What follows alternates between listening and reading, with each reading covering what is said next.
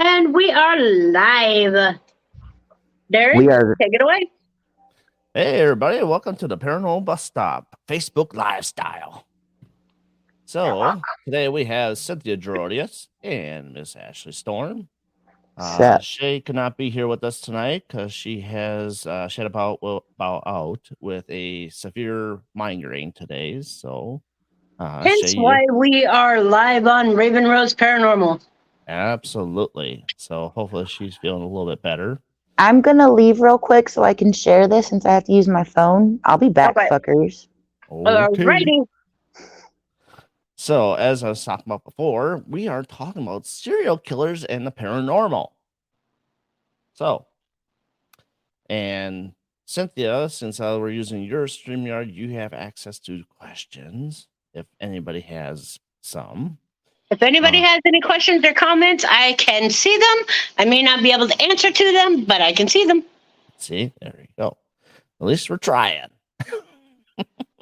Good evening, Miss Penny. So,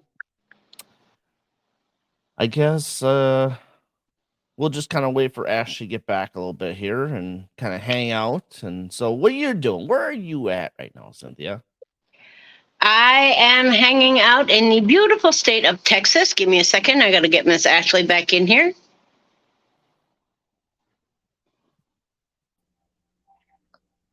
Hanging out in Texas and didn't even tell me. There's the look. But I digress. Baby girl, when I I love you drive too. down here next time, I will come and see you. Yeah. There we go. So, tonight's show, we are talking about serial killers and the paranormal. And so, basically, I got a list here of some names that are deceased serial killers. And depending on location as to where they have passed, do you think they actually go back to the location where they have been before? And Because he's a Neanderthal, Thomas. hey, Thomas. And I do apologize about the echo. If there's an echo with anybody, it is because my headphones do not work with this. I am on my phone, and so we are going to do the best that we can. And StreamYard just works that way. So, so with the things with the paranormal, hey Taylor, so with these deceased serial killers, do you think that they are just as dangerous in death as they are in life? Who wants to start? Ashley? Well, yeah. Any ghost is, no matter if they were a serial killer or not. Cynthia? I was waiting for a little bit more than that.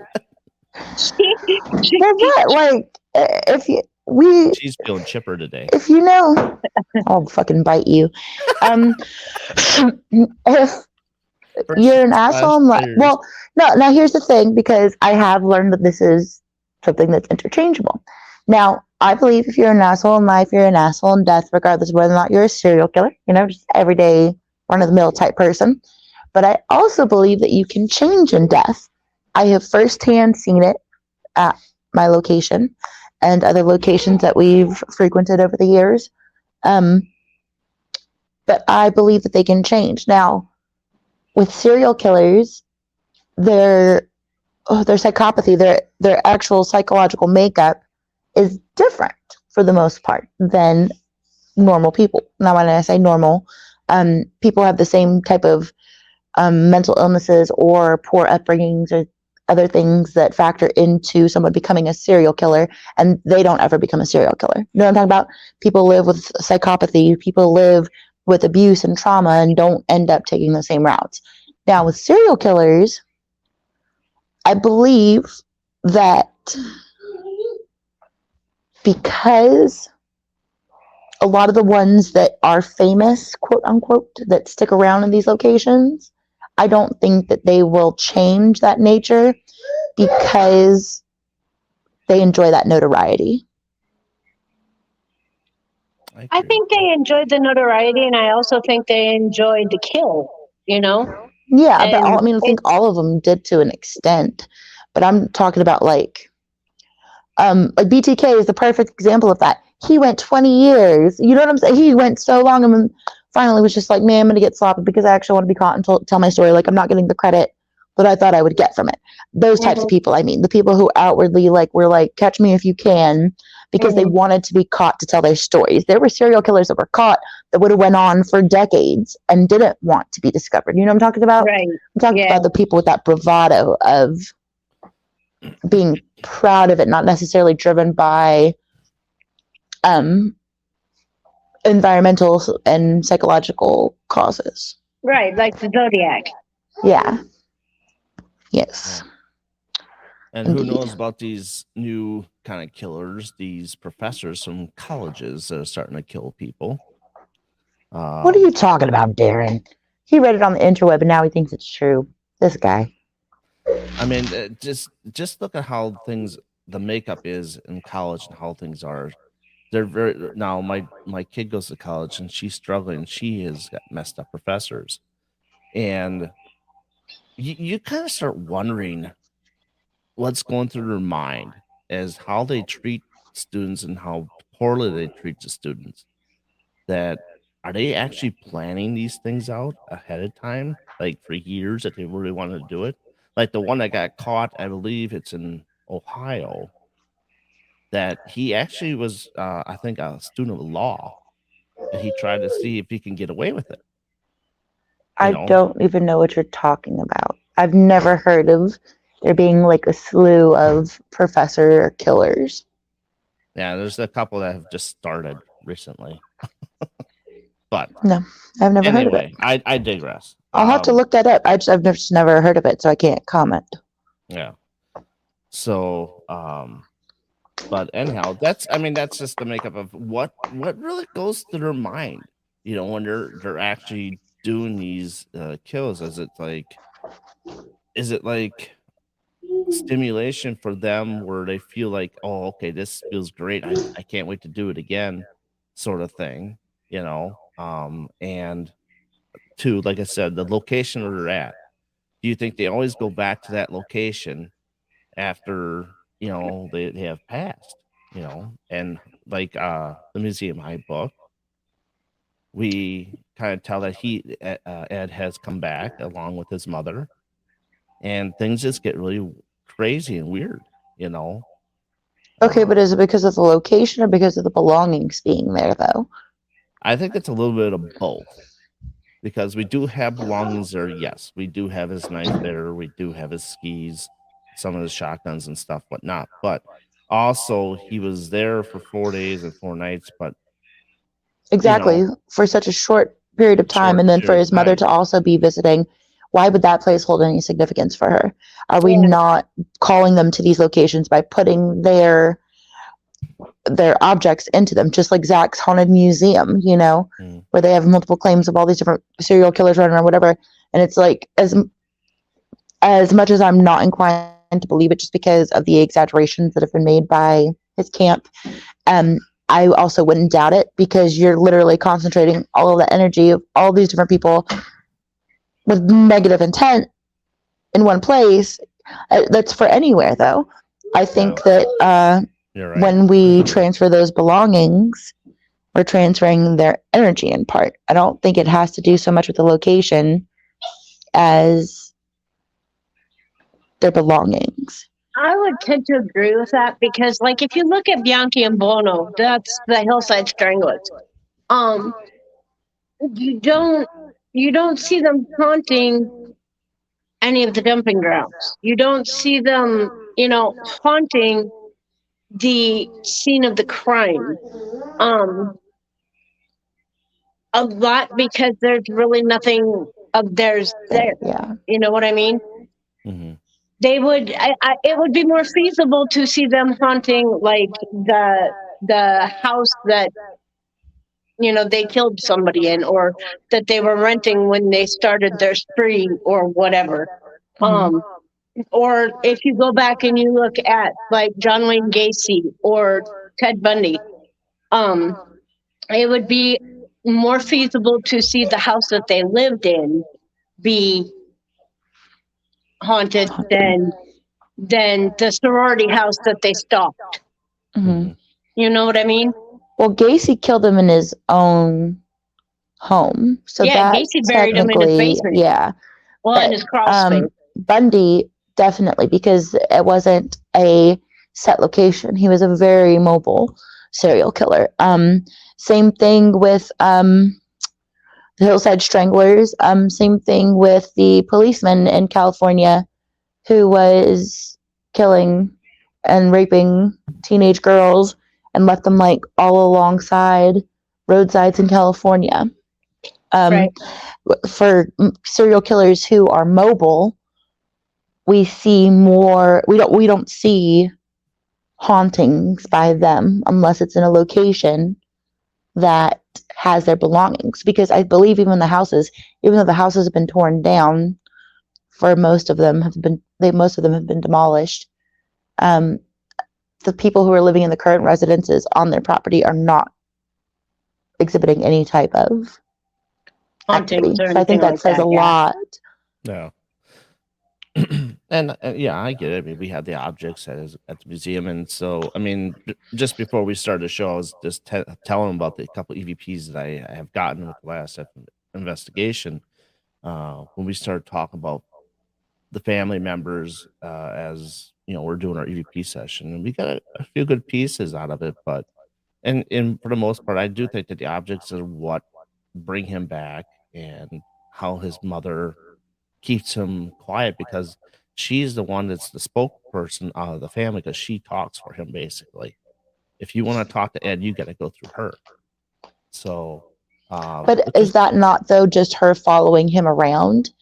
Yes, is it not necessarily just her attachment to the objects, but how they are bound together in a spiritual sense that she, no matter where he is, she would be following him? Most likely, yes. And she is the most physical of a lot of the spirits that are on there. We've had a guy named Carl. I can't think of his last name. He hung himself in the same cell as where Ed was, so his spirit would be there because he hung himself there. And then there's a few other spirits that are in the building as well. I don't really, when I talk about the museum, I don't harp on Ed Gein and his mother because there's so many other spirits in the building. So I don't harp on that. And really, when it comes to promoting the building, I don't put those two there. What are you doing? So not you, sorry, Ollie. So that's what I do about the building is I don't promote those two part of the building. I'd say we have stories, but you have to figure out for yourself when you get there, type of deal. You know what I mean? Right. So, but now look at Jeffrey Dahmer. Okay, now Milwaukee, where he had all the killings and stuff there. Like I said, my little one is there, and it's like they had such a rampage of people ever since that Netflix series came out.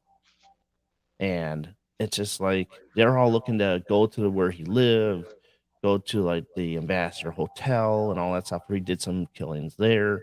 And they flat out turned people down. It's like, hey, you cannot go to this apartment where he murdered this person. Well, it was torn down. It's just a vacant. The Ambassador Hotel is still there. No, I'm talking about his actual apartment though. That was torn down and it's just a vacant lot. Yeah. Well, and that's and in the hotel, he didn't technically murder anyone. Those were accidental overdoses because he was trying to lure them elsewhere. He did not mean to kill those people in those instances. And just like with any motel or hotel, you're going to have those rampant hauntings because of all of the energy that's come back and forth. So no one would really be able to distinguish between whether or not it was Dahmer's victims or any of the other many victims that came through that hotel, especially because at that time it was very prominent for the gay and prostitute community. It was basically like a safe haven for them to do that as long as no one died. Right. And then to add kind of on top of that, you have it's human nature for people to be intrigued and interested by the macabre and the morbid and the because it's like it's like a mass shooting. People are going to want to go there to see where it happened, what happened, all of that kind of thing. It's human nature to have that curiosity. And so the Yes, I energies did. of those people on top of, Mhm. like Ashley said, the energies of who's already there kind of amps that up as well. Yeah. I don't know. Like I said, I just wonder if some of these locations like Manson, okay, where all that stuff happened down with Manson and his tribe and all that stuff that he conducted with, did he actually commit the murders himself, or was it just his followers that committed the murders? It was just his followers. I He absolutely convinced, yeah, believe that. he 100%. convinced most of his followers to do most of the killings. I think he probably started out with one or two, but 90% of the killings that were done in his name because he wanted them to do it. Well, now, my thing is, though, now I don't really, and I get a lot of shit for this, but as crazy as Charlie Manson was, I do not believe he was the person who set in motion the two events that followed, the LaBianca murders and then the Sharon Tate murders. I believe that Tex Watson got a little too fucked up one night and was like, we got to do this for Charlie and show how much like we're committed to this. Because if you actually go through the whole entire thing, it sounds fucking nuts. But if you actually go through it all and listen to what Tex says, it's very much like, yes, their cause was going to lead to that anyway. That was his end goal, yes. But I do not believe that he set in motion what the crew and then Tex Watson ended up pulling off over a 2-day span. I believe that they went rogue, basically trying to prove their spot in his commune, which was basically what he was running. I believe that they were so drugged out that they were like, we got to do this and prove Charlie. Like, I truly do not believe that Charlie Manson was the one who ordered the actual hits. Now, afterwards, he did take responsibility for it, but why wouldn't you if you're the leader of the court? You know what I'm saying? Like, he just got his notoriety that much quicker. But I do not think that he set them out. Stranger in prison, though, too. He what? What's that? He got a lot more stranger in prison, too, though. Yeah. Well, that man was screwed up in the head to begin with. Yes. And I truly believe that a huge part of it was just for show. I think that was part of his genius, that he was able to dial it up when the cameras came on and then dial it back down when no one was watching. Mm-hmm. I do not think he was that fucking crazy. He knew that it would get him notoriety, attention. He made more money in jail than he ever made being outside of jail. That man was genius crazy. Mm-hmm. Yeah, I really don't think that he was responsible. That man wasn't psychopathic crazy. He was genius crazy. There's a little bit of both, but yeah. A little bit of both. Yeah. So yeah. let's talk about like the current prisons that are open now, or that are still open, I should say. And we got some of these like Richard Ramirez and all these other like Jeffrey Dahmer and all them. They were actually murdered in prison. So do you think with their spirit being would be more at those prisons that they were killed there at all, and just like kind of haunt that prison, even though it's still open and relevant and stuff like that? Do you think these prisoners have something to fear?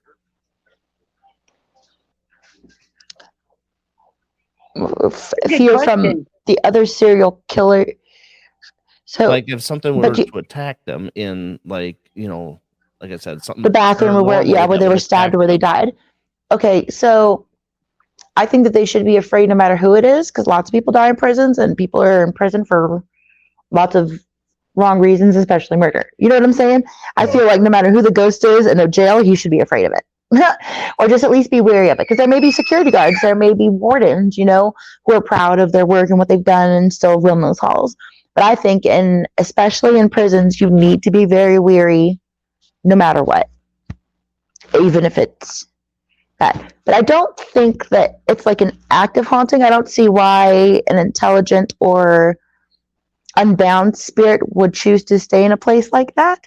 I think if anything, that you'd run into an imprint of their energy Mm-hmm. rather than an active, intelligent haunting from that person. Yeah, I think it would probably be more of a residual thing than it would be an intelligent thing. Yeah. So now you got prisons like Alcatraz, which nobody stays at. And you got the spirits that have happened there that have died there. Now, as that would be a whole different standard versus the prisons that are still open, or you think that qualifies as a whole different kind of standard? Well, you got to look at it this way too. Those prisons, like you're looking at Alcatraz, you're looking at Eastern State Pen. It's still fed energy. Like Ohio State Reformatory. You know, what they were originally built for and what they were like in their heyday are completely different than what we have right now. Mm-hmm. Are they really that different, though? I personally, and again, this is my personal opinion, I think they are, because they had a lot more poor conditions to work in or work with, basically. They had a lot worse conditions to work with. They had a lot worse I don't want to say attitudes, but they had a lot harsher attitudes back then. I mean, I'm sorry, but right now, these prisons that they've got these guys in, some of them, not all of them, but some of the federal prisons that they've got people in, some of the max security stuff, some of those are freaking golf clubs. Well, yeah, but that's usually for like the blue collar crimes. They actually have like different levels of facilities for types of offenders, and those nice ones aren't for everyone. Now, that's the thing, though, is that if we're going to sit there and have a system like that, it needs to be a uniform structure, not exactly. Because if you look at a lot of places in Europe, especially Sweden and all of those countries, like the Icelandic regions and stuff, and look at all of the criminals, regardless of what you have committed. Now, am I saying we should build them fucking country clubs? Absolutely not. But substandard care, pay, safety, like none of that is helpful, especially to the people who are working in these prisons. No, it's not. And I agree. You know, I've seen various different programs on TV. I've seen various different I watched things. Black Book Abroad. Is that what you watch? Somewhat.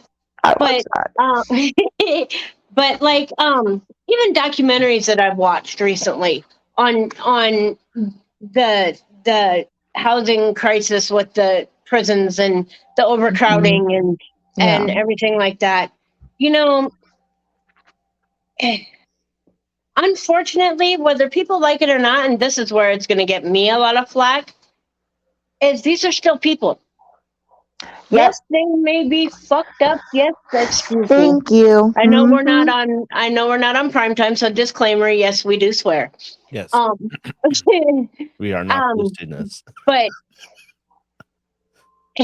yeah, we're not getting anywhere like we did with Rob Demarest. But anyway, these are still people. You know, yes, they screwed up. Yes, they committed something heinous.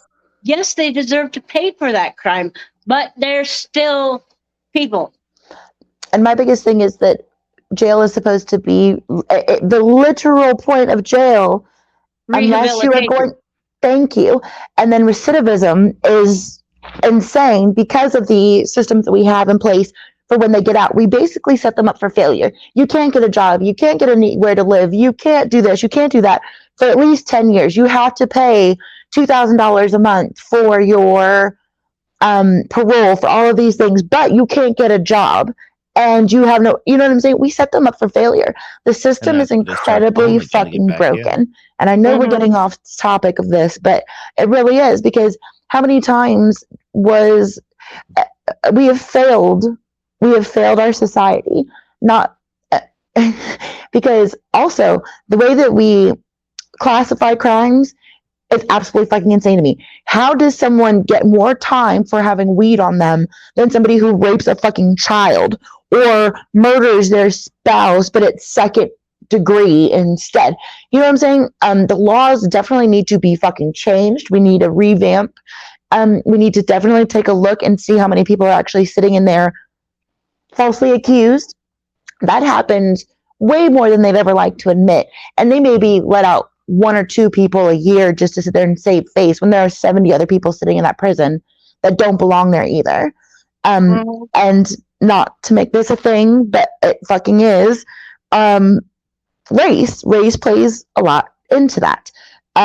If you have a black man committing the same crime as a white man or a white lady, he's getting 50 to 60 years to life while they're getting 5 to 9 and let out in 4 for good behavior. Well, another thing that makes a difference is money. Oh, absolutely. You know, and status money has a lot to do with that. Status, yep. Someone same instance, and again, it could be, let's do white on white this time. It could be someone who is white and poor getting a DUI, and somebody who's white and rich getting a DUI. Who do you think is going to get the bigger fine and slap on the and punishment?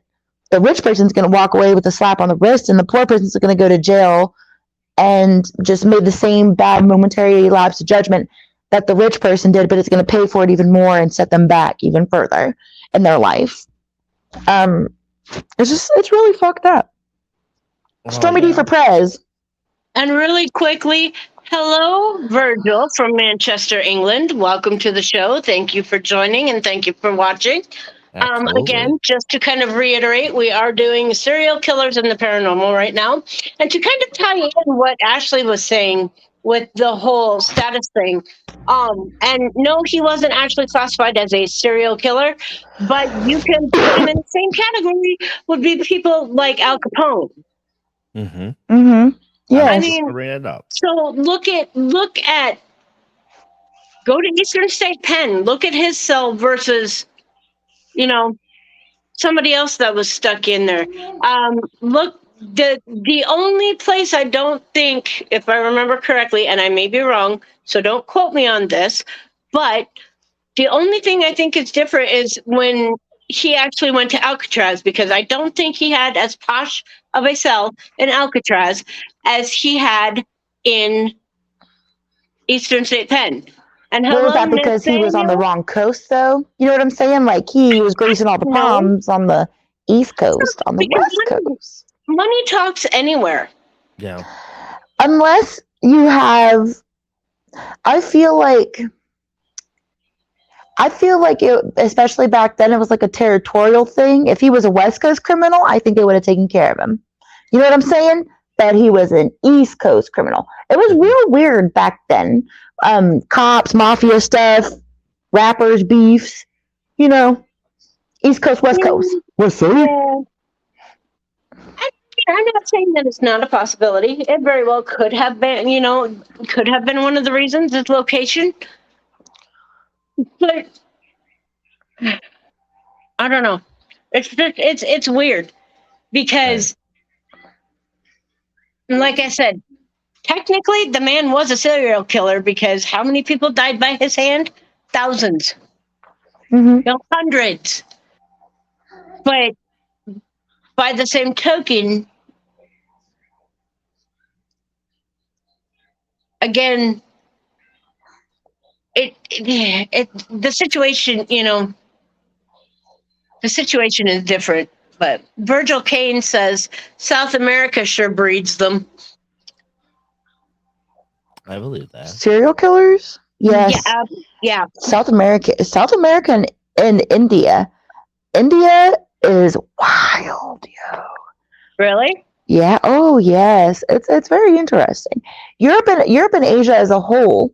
Like the guy who was like the modern day Hannibal, the guy who like legit just got released from jail like not even 4 or 5 months ago, when he was charged and found guilty and like openly admitted to eating like over 50, 60 people, boys, girls, babies, men, women, like didn't matter what you were, he would just eat you. But it's like, when you think about it in that sense, there are so many actual serial killers out there just for the facilitation factor alone. Regardless of whether or not they pulled the trigger, they facilitated those hits. Now, my favorite person that falls into the category of someone who carried it out is the Iceman. He was the shit. He was amazing. Well, and great.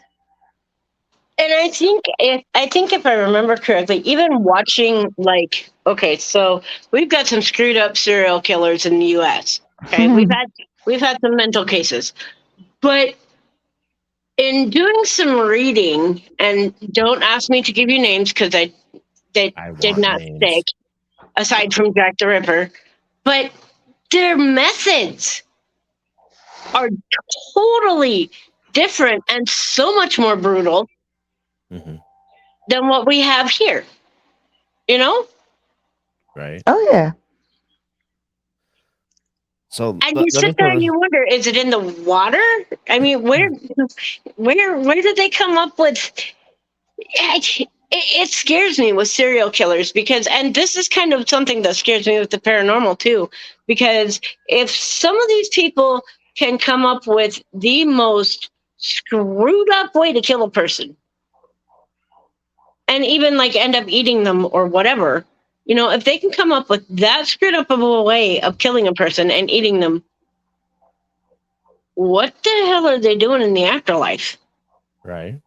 Mm-hmm. That's what, because they're not there for rehab. This is why I bring this up: is what are they doing in the afterlife? Are they planning to hurt us when we go to these locations? Are they planning to do this? Are they planning to do that? I mean, like you said, what are they doing in the afterlife? I mean, that dawns on me when every time I go to the jail. Like, what am I waiting for? What am I walking into? What kind of trap am I walking myself into? Especially because we know that they can physically manipulate alter this plane. Yeah. Right. We know that we can be touched. We know that we can be harmed. We know that they can pick up objects. We know that they can interact with them. Right. So I just definitely wouldn't take anything that I could be moited with. But also, what freaks me out, and I have always been so fucking afraid of this. You guys ever watch The Frighteners with Michael J. Fox? Yep. Okay. So how the ghost reaches into somebody's their chest and squeezes their heart till they die. Mm-hmm. I have felt them go through me before. If you know what I'm talking about, but they went too far and went inside of me instead. I've always been more afraid of that than getting physically stabbed. I've been more afraid of them reaching inside and fucking with something. Well, that is very real. And truthfully, before Roland passed away, we had an incident at one of the locations that we investigated, and I'm not 100% sure that wasn't due to something going through him. Mm-hmm. Because it basically went through him, and from what he described, and call him crazy if you want, don't care. I personally, I could imagine it happening. I don't know how it feels. I've never had that happen.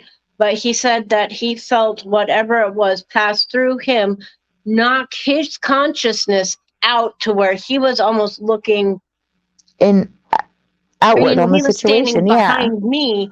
He was standing behind me, who I was standing behind him, Mm-hmm. So it's just, situations like that are really weird. Yeah, no. I 100% agree. It was a different level of not necessarily fear, but of awareness. Uh-huh. Because I always knew that I could be touched. I've been touched, can't tell you how many freaking times in my life,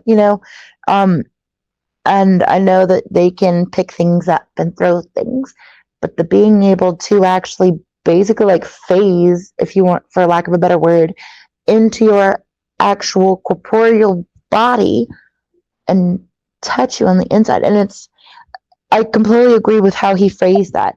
It's like being knocked back almost. And a lot of the times when they go through me, they go straight through me. You know what I'm talking about? And it's usually just their energy passing. This was like this thing was trying to stick inside of me. It didn't go through all the way. And then it took like 3 hours for them to like snap me out of it, basically, and me push that energy out because and for you to cleanse yourself of whatever it was that had gotten exactly a hold of you. Yeah, nope, totally get it. I mean, I would bring this up, again, at the museum. I talk about Augusta a lot and how aggressive she can get because my wife, she got choked in the cell as we're doing an SS method. And it's like, really? A spirit's got that enough grip to choke someone out like that? So was it a physical feeling of being choked, or was it? But she wasn't. See, all night she wasn't coughing at all. Like choking on her spit type choke. You know what I mean? She felt like she was being grabbed by the throat. Okay. And she was coughing and coughing and coughing. She couldn't stop coughing. And as soon as we got out of that cell, she stopped coughing. She was fine. So it's like, see, there's the physicality of what a spirit can do to somebody, Same thing, upper part of the jail. We don't let women go up there by themselves because of the fact that we have this male spirit up there that likes to push women down the stairs. You'd let this woman go up by herself. I was about to say, bet. I'll that's just the rule. That's a rule we have at the museum. If there's a woman in the jail part, we have to bring a male in there. So that's like at Ballinger. And again, I understand, like, I've always been able to grasp that they can interact with our plane, and interact with us. But it is scary, the sheer force that they can actually inflict on somebody that's on a different plane than them. When we were in Ballinger, and this is still to this day the craziest thing I've ever experienced in a location, aside from just everything that happens at the asylum, but we were at Ballinger Hotel, and I was asking one of the spirits. So I kept getting abortions. Like, it's the minute we walked through the door, I had like 7 ladies crowd me and just be like, help me, blah, blah, blah. Abortions, all this other stuff. And so we get into one of the rooms, and I'm like, are you the man that I'm seeing right now? Are you the guy who was forcing everyone in here to have abortions? And then, and I don't use spirit boxes and things like that. I always just do EVP recordings, just audio recordings. And we went back and listened to it all. After I said that, he said, mind your business. Like in a full suite, mind your business. And I was like, I know that you're getting really upset, but these ladies need closure. Are you the one who made them get abortions? If you are, that was a really messed up thing of you to do. And then you get the same voice saying, shut up. And I'm like, okay, whatever. Then, because I'm doing a dowsing rod session while I'm doing it. And it's just like, yes, no, blah, blah, blah. All the ladies are in the room trying to talk at the same time. And then the dude comes from being like in the hallway and then charges into the room. And all of a sudden, the REM pod, all of the K2s, everything started just going off behind me. And I'm a big bitch, okay? I'm 5'11". I'm like 200 pounds, but I wear it well because, I'm so tall and it's mostly muscle. Fuck you, do not judge. But I play rugby. Like, I am not easy to move by any means, okay? I am sturdy as fuck. My ass went flying off of that bed. It felt like, when I thought about it after the fact, it felt like somebody kicked me. It felt like somebody like 300 Spartan kicked me in the back. And so when I went back and looked at the pictures of the bruises, the actual bruise that's in the middle of my back looks like the bottom of a cowboy heel, like a boot heel. And it bruised my back, and it hurt for like weeks and weeks. And I went flying off of that bed. It's real. Yes, it is. And yes, Misty, we could take them on, you and me. I'm up for it, girl. Let's go. I mean, Misty, don't get me wrong. I mean, it's like at the museum, we don't hold women back. We as a requirement per the jail.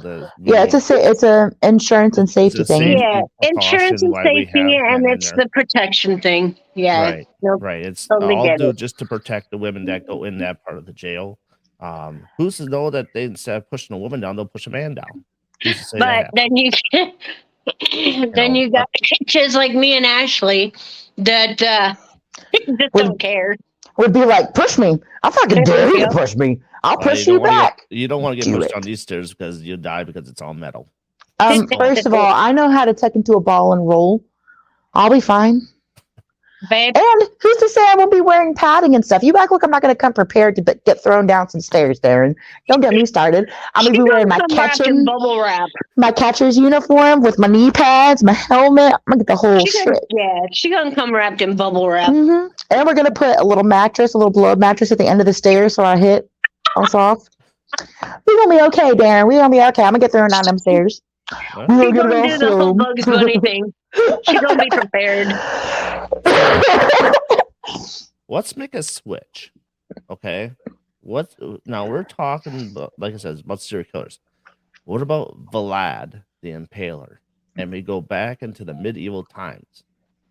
How come we don't see more of those spirits come about when we go to these locations, overseas type deal? Because technically Vlad the Impaler, Vlad Dracul, those of you that know him as Dracula, Vlad Tepes, was not a serial killer as per se. He was a facilitator, not a doer. Yes. Well, he did do it. Well, but not a lot. He actually did not. They weren't randomly picked people. These were prisoners of war. Yeah. Exactly. With him, with Vlad Tepes, Vlad Dracul, he did all of his stuff with his prisoners of war. He did not just go out and pick random people out of the village and go, who looks good to impale tonight? I'll take you, you, and you. No. He impaled his prisoners of war to scare the bejesus out of anybody else thinking about coming and attacking him. Yep, exactly. And when you think about the time frame of it, it wasn't exactly as extreme as people think it was. You know what I'm saying? When you look back at what was going on in other parts of the country and other kingdoms and monarchies and just different types of subsets of, societal cultures like that, it wasn't necessarily mild, but it was kind of just like, it was normal. It was naturalized. That was the way you dealt with war and with your prisoners of war and those who opposed you. When we look back at it now, we're like, oh my God, that was so horrific. That was so gory. Back then it was just kind of like, just another king putting stakes on heads, like we have to take into context the time frame in which you're speaking of. And I also believe that after so long, not necessarily that they find closure or peace, but I do think that they move on in a way that their energy not necessarily isn't allowed there anymore, but their energy has stayed on this plane for so long that it changes. Energy is something that can change and grow or dissipate in a sense. And I think that if you're there for long enough in an energy state, it can be processed is the best way I can think of. Yep. And move on or become something different. I do have to say, I do agree with Virgil. I think the Night Stalker should have been executed, but he wasn't. What about Jack? He died first. Now, Jack the Ripper was what? It wasn't. He was fucked up. That was just because of the times, which there was crazy times. Let me tell you something. But that he did take it to an extreme. But is he only the most prolific because of where he was committing those crimes at, and one of the only places that they had media circulating as heavily as they did? Because a lot of those same crimes were happening in other places of the world. They just were not nearly as well documented. He was not the first serial killer, but we probably had Neanderthals and cavemen who were murdering multiple people at a time. And it was crazy that until the 70s, we did not have the coined term serial killer. Virgil, we never caught the mother. Yeah. Actually, I think you did. I believe he was H.H. Holmes. I was gonna say, wasn't H.H. Holmes like supposedly connected to that in some way, shape, or form? Supposedly, but if it wasn't H.H. Holmes, I believe he ended up getting caught. They just didn't realize it was him. He never came forward with it. Somebody who has a propensity for all those different types of crimes and things like that, he wouldn't just stop at murdering and raping and killing. He would commit other crimes, robbery, assault, public drunkenness, all of these different things that you could be arrested for. I believe that he had other charges and was actually jailed multiple times, but the authorities at the time did not know that it was him. But that makes sense. Holmes was in a different era. In Chicago, no, he was not. That was actually incredibly close together. It was the Chicago World's Fair in 1932, I think. 1930, in the early 1930s, and Jack the Ripper was only like the I thought early Jack 1900s? The Ripper was like way early 1900s, like late 1800s. Hold on, I'm gonna Google it. Okay. Actually, Darren, you Google it. You're on a computer. Yeah. I can't. I gotta stay here. He can't do nothing. Wait, okay, hold on. I'll do it. Okay. Oh, are you going inside to do it? Yeah. Well, as she's give me a sec. I just want to say that Shay wanted me to mention that her thoughts on the stuff are either way, life or death. We still gotta be careful, no matter what we do, what places that we go to, and just watch our backs and how we perceive things at the paranormal and stuff. So I just want to get that out there. Which, yep, she and she has a very valid point. Mm-hmm. It is what it is. One person's beliefs on things is not going to be another person's beliefs, and that's why I like having these shows, because we all have our own little ways of doing things. Oh crap! Hang on, I got to put Ashley back in. Otherwise, she's going to be sitting back in the background having to watch. Oh shit! I'm back. Hey guys. You were supposed to see that. Or hear it. You could see it. You were supposed to hear that. Oops. Okay, let me act normal now. Right? There's a snort.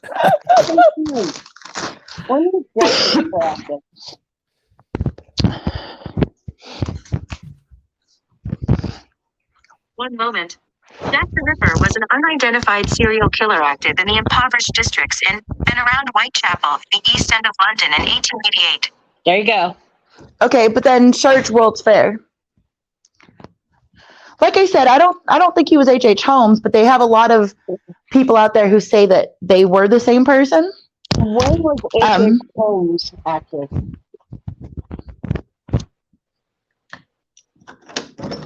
One sec. Here's what I found from IBFM. Webster Mudge, better known as Dr. Henry Howard Holmes, or H.H. Holmes, was an American serial killer active from December 1891 to November 1894. There you go. So you're close. Told you. And when you think about the ways that he did it, it was like England was kind of like his test run, and he honed his skill in the Americas. Yeah. And I mean, what's to say that Jack the Ripper wasn't an American? Yeah. Exactly. He might have been in England, but that don't mean he was British. Right. And none of the women survived to be like, oh, well, he didn't have an accent. You know what I'm saying? Right. Nobody could identify him. Nope. But I said he came up here in Wisconsin and was murdering people in Wisconsin. You know what I think is most... What's that? H.H. Holmes was? Who was? No, Jack the Ripper.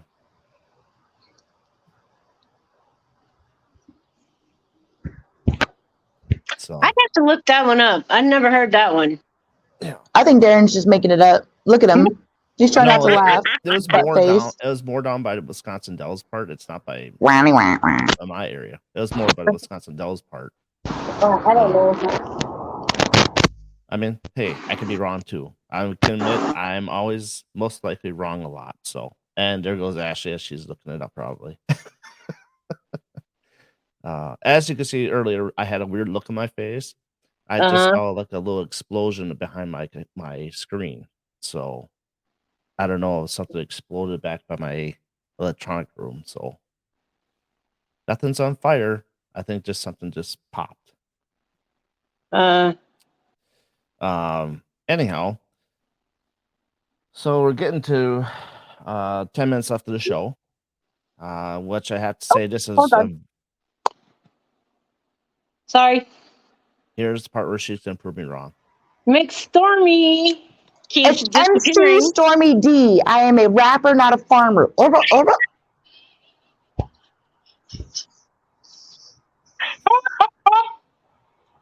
I love you. I thought you were coming back to prove me wrong. It's MC Stormy D on the ones and twos. Prove you wrong about what? You are wrong. Yeah. So I don't know. Oh, about him being in Wisconsin? Yeah. Yeah, I don't know, but I'll definitely Google it after the show and tell you you're wrong. All right. There you go. We got 9 minutes left in the show. So again. Ashley, you wanna go ahead and let people know what's coming up new for you and stuff like that and whatnot? So lots of stuff coming up. For anyone who did not see my post or my announcement or whatever it's called, come August, I will not be running the asylum anymore. It's going to be completely shut down and turned into something for the state. But which would be again. Ollie was diagnosed with autism right before his third birthday, and we're dealing with a lot with that. But honestly, aside from that, the running a location left a very poor taste in my mouth about the paranormal. As grateful and thankful as I am for the maybe 3 handfuls of people that I have in this field that are genuinely, truly good people, kind-hearted, selfless people, there are 70 times over that people who will fuck you over, people who will lie, people who will take advantage of you at every turn, people who will walk all over you to either be seen, to get themselves ahead, anything for their gain and for them to be famous. And I just decided to kind of not necessarily take a step back from the paranormal, but a lot of the people that I associate with and do things with. So just watch out for a lot of changes on my page. I'm going to be doing Storming the Unknown podcast, but I do not know where yet. I'm going to be moving channels.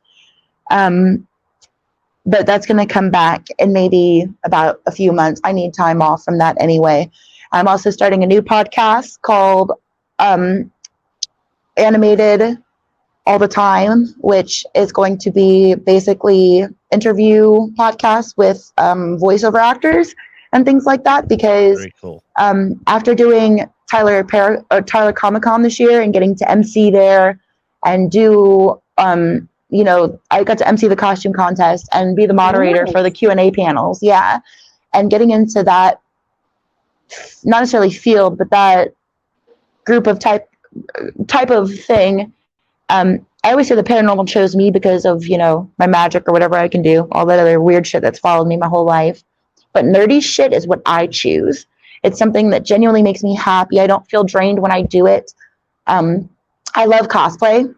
Doing cosplay is one of my most favorite things ever. I'm going to try and follow my dreams this year more than what was basically placed upon me, if that makes sense. There you go. So I'm going to be doing a lot of different nerdy type shit this year on top of the spooky shit. I will be at Tyler Paracon this year, and that is August 13th and 14th. No, sorry, April 13th and 14th. I will be at Kilgore Art Walk, which is the same thing that does Geekend in downtown Kilgore. I'll be live streaming from there all day doing readings and stuff. And then at night, I will be hosting the Ghost Hunt all around downtown Kilgore. The last weekend of May is Tyler Celtic Fest. I will be doing readings and emceeing out there. Gosh, I have an event coming up at the end of June. And the asylum, it's going to be a blowout bash. It's going to be the last investigation that I'm hosting publicly for just a few investigator friends and stuff like that. Anyone who wants to join can buy tickets. And all of the proceeds, I only have like 4 dates left for the asylum now. All of the proceeds are going to, and you get to choose who it goes to, either the Broken Bow Animal Control / Animal Shelter / PD, it's all 3 in one thing, or the Hand to Hand Inc. in Haworth, which is basically a community outreach program that provides in a food pantry that provides families in need with help throughout the months. And then the VFD in Ho Chi Town, the Veteran Fires Department. So whenever you guys book with me, instead of the money going back to restoration, since I'm not going to be doing shit with the building, it's going to go back towards our community. So look on the Broken Bow Asylum page for all that shit. Profoundly Paranormal, fucking Storming the Unknown podcast, and then Paranormal Bully Busters. Please make sure that you are going to find all of the resource and crisis resource information slides that we have there. And it's very frequently also posted on Paranormal Buzz Radio because Shay helped me a lot with that. Take the time to spread those resources because you never know who it will help. And now I promise I'm done fucking talking. Oh, well, exciting new future for you coming up, and I'm glad that you get to do what you want to do. That's good. Thank you. I appreciate it. Cynthia, what you got coming up? Let's see. Coming March 11th and 12th, we will be Raven Rose Paranormal will have a booth at the Paranormal and Psychic Expo that Kelly McCarville puts on in Cedar Falls, Iowa. After that, we have a couple of investigations that we've got planned going on. We're hoping to do a May 6th. I'm going to try. Okay. That's a no. We have a couple of other expos that we're planning on doing throughout the year. Right now, we're just kind of trying to regroup and reset up stuff. I've been going through a lot at work. A lot of changes are happening there. So it's going to be kind of touch and go for a little bit to see on when I'm going to have time and what I'm going to be able to do. But other than that, just kind of stay tuned to the Raven Rose Paranormal page and you'll pretty much get a rundown of what we're going to be doing this year. Do you have any freaky squeaky shows coming up soon? Hopefully we can get one set up, Darren. Right now, I can see I am not at home, so. Right. No, she's in Texas and didn't tell me for the 50 billionth time. I told you, come get me. I told you I got work all week. Had you told me, I would have taken off and been like, I'm going to go kidnap Cynthia. Because you know how many times I've been in Facebook jail for saying I'm going to come kidnap you? I might as well just fucking do it. Keep getting thrown in jail for no reason. They don't look at the context. I'm like, oh my God, you're so cute. I'm going to kidnap you and stick you in my pocket and take you with me. But they don't look at the you're so cute, I'm going to shrink you down part. They're just like, oh, she's going to kidnap someone. Yep. We don't condone any of that. Yes, we do. But anyway, Darren? So tonight at 9 Central, I'll be on the Parent Unity podcast. So that will be fun. No, I'm just kidding. And I have been on that show. I don't even know whose show it is. I was just fucking around because of the Perry Unity thing. That would be Brandon Marsh. Brandon Marsh, yep, and Whitney Czar. I've never heard of them. So the also if you're interested in I will hook you up. booking the museum for investigation, you can get a hold of me on Messenger or I have my phone number listed in Facebook if you want to call me there. Booking what museum, Darren? The Washura County Historical Museum in Watoma, Wisconsin. There you go. In Wisconsin. I just like calling it the museum. So but yeah, if you're interested and want to book a investigation, let me know. We do 8 hours, $30 donated per person. So, and with that, let's see. I have investigations coming May 6th. I'll be at Granger House. And then there's the Paracon at Broadhead Manor on April 22nd that I'll be stopping down for, which Rebecca Williamson is going to be there. So go down and check her out there in Broadhead, Wisconsin. June 3rd, in fact, we'll be investigating Broadhead Manor. And then in July 22nd, we'll be heading to the Cambridge House and Farm. So that's all I got going for now. And not to mention that my YouTube video of EVP sessions is starting right now. So, nice. So follow me there everybody. on MGS Paranormal YouTube channel. Thank you very much for joining us. We very, very muchly appreciate you. We hope that you enjoyed the show. Share, and let your friends know about the show. We have several other shows coming up. We have just started our season. So come join us again. And I'm getting yelled at because I got to go eat. So. Bye, Sid. I love you. Thank you all for joining us. Good night, everybody.